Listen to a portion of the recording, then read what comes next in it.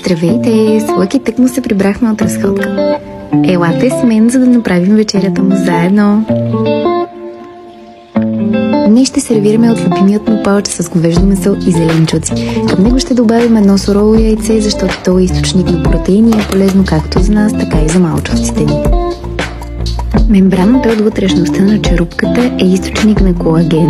Дори в самата черупка се съдържат много хранителни вещества и понякога му я сервирам, като я начупвам много наситно.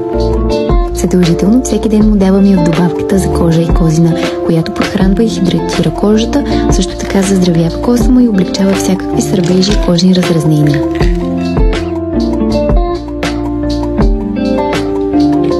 След това добавям и малко конопено семе, защото е полезно за козината, кожата и нервната система.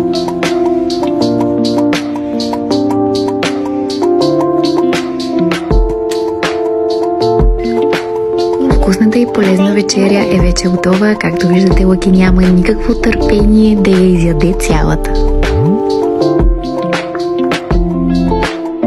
Няколко секунди по-късно резултатът е празна копичка и едно сито и здраво куче. До скоро!